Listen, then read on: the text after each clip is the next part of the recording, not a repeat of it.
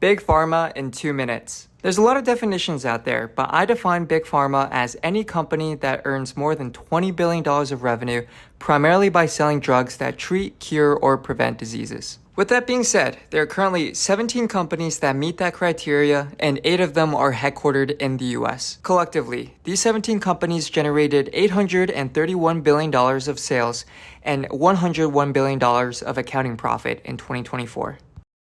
The company with the highest revenue was Johnson & Johnson at $88 billion in 2024.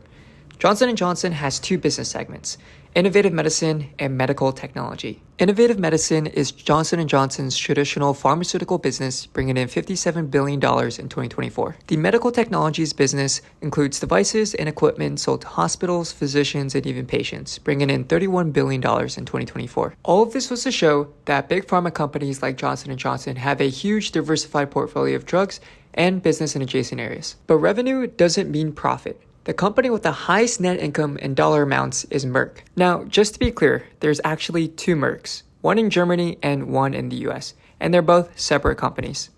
The one I'm talking about is US Merck, bringing in $64 billion in revenue and $17 billion in net income. Almost half of Merck's revenue comes from a single drug, KEYTRUDA, the LeBron James of cancer drugs.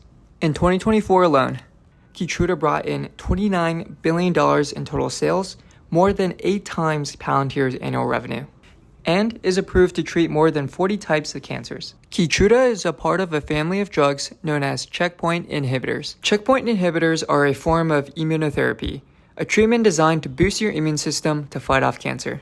The other commonly used checkpoint inhibitors include Abbvie by Bristol Meyers Squibb, Tecentriq by Roche, and Imfinzi by Astra Zeneca.